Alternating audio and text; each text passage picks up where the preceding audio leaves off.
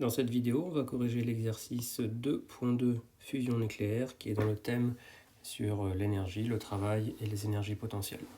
Donc la situation qui est étudiée, c'est celle de deux particules chargées, donc deux protons, qui vont se déplacer, on suppose, uniquement le long de l'axe des X. Donc on a un proton ici de charge plus E, puis un autre proton ici de charge plus E.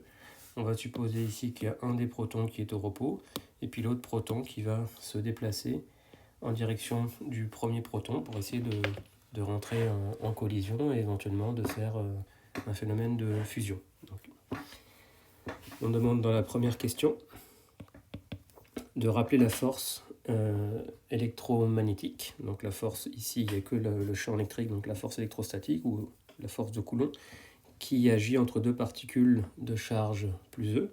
Donc là, cette force ici qui est exercée, donc je vais la dessiner, donc ça c'est plutôt la vitesse V, et je vais représenter en rouge la force F qui est exercée par le proton qui est là, sur le proton qui est ici. Je vais introduire donc un vecteur unitaire EX qui est dans la direction de l'axe X, de telle sorte que la force va s'écrire simplement c'est Q1, Q2 sur 4pi epsilon 0 R carré, donc la E carré sur 4pi epsilon 0 fois la distance au carré qui est X. On va mettre ici l'origine, ce qui fait que là la distance qui est là, c'est simplement petit x, la position de la charge qui est ici à droite, fois le vecteur unitaire EX. Ça c'est analogue, je vous rappelle, à la force gravitationnelle qui est moins grand G M1 M2 sur R carré fois le vecteur ER qui serait le vecteur unitaire dans la direction entre les deux masses. Donc on voit que ce qui change, c'est que au lieu d'avoir E, j'ai M, donc E carré, M carré. Au lieu d'avoir 1 sur 4pi epsilon 0, j'ai moins grand G. Donc un signe moins par rapport à la force électrostatique. Ok, alors ensuite, dans la question 2, qu'est-ce qu'on demande ? Cette force est-elle conservative ? Donc une force est conservative si le travail de la force ne dépend pas du chemin suivi. On avait vu aussi que ça pouvait s'écrire sous la forme delta W égale F scalaire dl. Si ce travail élémentaire s'écrit sous la forme comme la différentielle totale exacte d'une fonction énergie potentielle définie en tout point, avec le signe moins ici, alors la force est conservative. On avait montré dans le cours que le travail élémentaire, là ça va faire F scalaire dl, ça va faire tout simplement E carré sur 4pi epsilon 0 x carré fois dx, puisque le vecteur dl, ça va être dx fois ex, ex scalaire ex, ça fera 1, donc il va rester comme travail élémentaire que ça. Si ça, je dis que c'est moins d de EP, alors je vais pouvoir trouver l'énergie potentielle en fonction de x, en divisant par dx. Je vais voir que dep sur dx, ça va être égal à moins e carré sur 4pi epsilon 0 x carré. Et donc si j'intègre, ça me dit que ep de x est égal à e carré sur 4pi epsilon 0 x plus une constante. Voilà, j'ai déterminé l'énergie potentielle en fonction de x. Alors, on peut prendre la constante comme on veut, ne change pas la physique du problème. Ici, on va la prendre égale à 0, de telle sorte que quand x est égal à l'infini, l'énergie potentielle soit égale à 0. C'est un choix conventionnel qui est relativement simple à comprendre. Quand les particules sont à l'infini l'une de l'autre, il n'y a pas d'énergie potentielle. Voilà, on peut choisir ça. Si je trace cette forme d'énergie potentielle, EP en fonction de x, eh bien j'ai quelque chose qui est en 1 sur x à des constantes près. Donc ça va me faire quelque chose qui tend vers l'infini quand x tend vers 0, et puis qui tend vers 0 quand x tend vers l'infini. Ça, la forme, en gros, c'est comme du 1 sur x. Ok. Alors, donc on prendra comme référence d'énergie potentielle nulle à l'infini. Représenter EP de x, c'est fait. Donc on va attaquer la question 3. Donc on suppose que le noyau 2, donc ça c'était le noyau 1. Je vais écrire N1 pour le noyau 1, et ça c'était le noyau 2, N2. On va supposer donc que le noyau 2, qui voit l'énergie potentielle qui est ici, part de l'infini avec une certaine vitesse initiale. Et on demande l'expression de l'énergie mécanique et la représenter sur le graphe qu'on a vu juste au-dessus. Donc l'énergie mécanique à l'infini. EM, par définition, c'est toujours EC de l'infini ici, plus EP de l'infini. Avec notre choix des énergies potentielles, l'énergie potentielle à l'infini est égale à 0.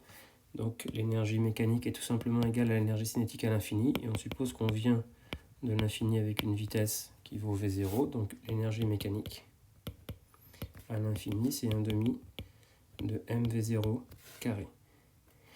Il n'y a que des forces conservatives.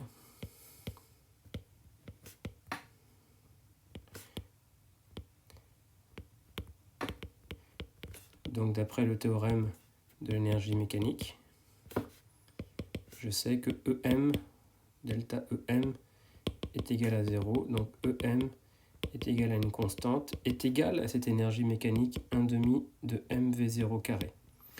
Ça veut dire que si je cherche à représenter l'énergie mécanique dans le graphe qui est ici, c'est quelque chose qui ne dépendra pas de x, parce que c'est une constante. L'énergie mécanique est une constante, donc cette constante, je vais la représenter ici. Voilà, ça c'est, je vais l'appeler E0, qui vaut 1/2 de mv0 carré. Ça c'est la valeur de l'énergie mécanique, qui est donc une droite horizontale, parce que c'est une constante. Ok. Et donc on va essayer de déterminer à partir du graphe, expliquer un petit peu quel va être le mouvement qualitatif du noyau 2. Donc le noyau 2, il part de l'infini, donc il part d'une position infinie ici là, et il va se déplacer. Alors tant qu'il est, par exemple quand il est ici là, il a une certaine valeur de l'énergie cinétique. La différence entre l'énergie mécanique, qui est le trait orange, et la courbe bleue, ça c'est l'énergie cinétique. Donc tant qu'il y a de l'énergie cinétique, il se déplace. Au début, il se déplace vers la gauche, donc il va continuer à aller vers la gauche tant qu'il y a de l'énergie cinétique. Et vous voyez que plus il va se déplacer vers la gauche, donc lui, il se déplace selon un seul axe, hein, évidemment, plus l'énergie potentielle va augmenter, et donc ça veut dire que plus l'énergie cinétique ici va diminuer. Donc là déjà, quand il est là, il va beaucoup moins vite que quand il était à l'infini. Et plus il va se rapprocher, plus cette vitesse va s'annuler. Jusqu'à s'annuler ici. Lorsque l'énergie potentielle est égale à l'énergie mécanique, alors il n'y a plus d'énergie cinétique. Ici, en ce point EC, je vais l'appeler x0, de x égale x0, est égal à 0. Donc, la vitesse v en x0 est égale à 0. Autrement dit, ça c'est un point où ma particule va s'arrêter momentanément. Elle va s'arrêter là. Ensuite, on se rappelle le lien qu'il y a entre l'énergie potentielle et la force. J'avais écrit ici. En fait, ça, c'est moins la force. Donc, quand la pente, ici, la pente est négative. Donc, DEP sur DX est négatif. Ça veut donc dire que la force, elle est... là, il y a un moins et moins, ça fait plus. La force est donc positive, c'est-à-dire dirigée selon l'axe X. C'est-à-dire ici, je suis avec une vitesse nulle et une force qui est vers la droite. Donc, je sais que je vais repartir dans l'autre sens. Donc je sais déjà qualitativement ce qui va se passer. Je pars de l'infini vers la gauche. J'ai une vitesse qui va diminuer progressivement jusqu'à s'annuler ici. Et ensuite, je vais repartir vers la droite et aller jusqu'à l'infini de nouveau, puisque à aucun moment ma vitesse ne va s'annuler. Je n'ai pas de minimum de l'énergie potentielle de toute façon ici, donc je repars à l'infini. Donc là, je sais déjà qu'on vient de l'infini.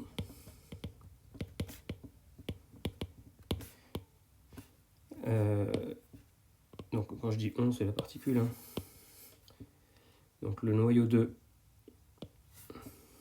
vient de l'infini. Je vais écrire N2, le noyau vient de l'infini, s'approche à une distance minimale x0 du noyau 1, puis repart à l'infini.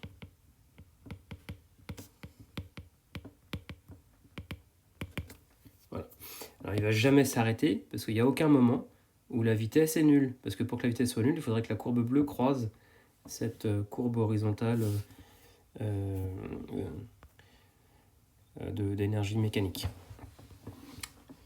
Ok, alors qu'est-ce qu'on demande ensuite? Dans la question 4, on demande de calculer l'énergie que doit posséder le noyau 2 pour parvenir à une distance de 10 puissance moins 15 mètres. Ok, donc ce qu'on veut, on veut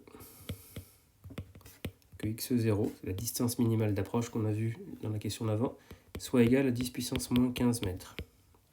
Mais que vaut x0? Comment on va calculer x0? On va écrire que x0 est tel que l'énergie potentielle est égale à l'énergie mécanique. C'est ça notre condition. x0 est tel que EM de l'infini, qui est l'énergie qu'on avait noté d'ailleurs E0, hein, l'énergie mécanique initiale, qui est égale à que de l'énergie cinétique, hein, doit être égale à EP de x0. C'est-à-dire EP de x0 qui valait E carré sur 4pi epsilon 0 que multiplie x0. Voilà, donc on peut faire finalement écrire que E0, ça va être E carré sur 4pi epsilon 0 fois x0.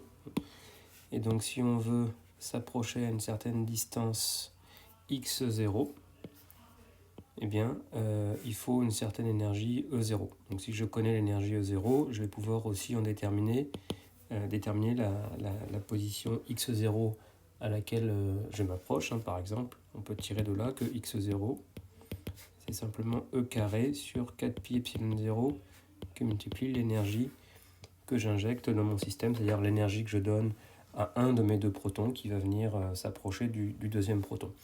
Qu'est-ce qu'on voit sur cette expression? On voit que la distance minimale d'approche est inversement proportionnelle à l'énergie. Plus E0 est grand, plus x0 sera petit, parce que E0 est au dénominateur.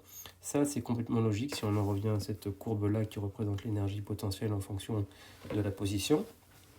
Comme on travaille avec une énergie mécanique qui est constante, ici, si j'ai une certaine valeur de l'énergie mécanique, on a vu que graphiquement, on pouvait trouver le x0 comme l'intersection de la droite horizontale EP est égal à E0 et de la courbe EP de x qui est la courbe bleue. Donc c'est ce x0 là.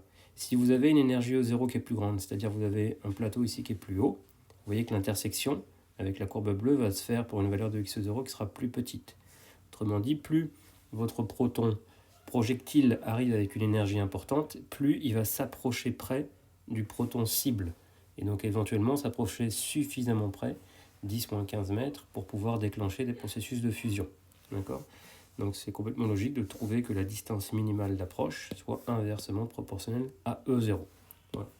Donc tout ça est complètement logique. Maintenant on va faire l'application numérique pour E0. Si vous prenez E égale 1,6 10 puissance moins 19 coulombs et x0 égale 10 puissance moins 15 mètres, vous allez trouver que E0 c'est environ 2,3 10 puissance moins 13 joules.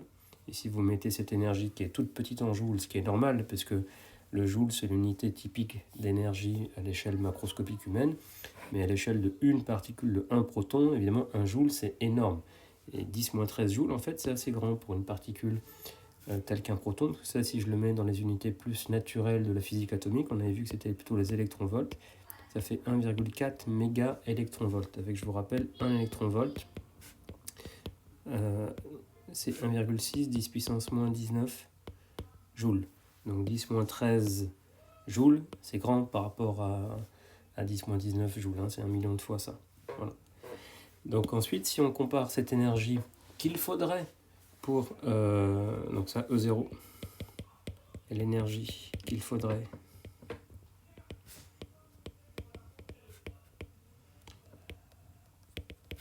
pour que les protons s'approchent suffisamment près pour fusionner. S'approche à x0 égale 10 moins 15 mètres et fusionne. Si on compare cette énergie qu'il faudrait à l'énergie qui est réellement disponible au sein du Soleil, on nous dit dans l'énoncé que l'énergie disponible, elle est plutôt de l'ordre du kilo-électron-volt.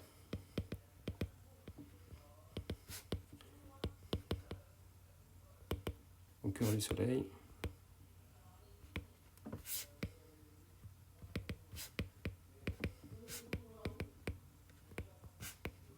De 10 puissance 3 électron-volts. Donc E0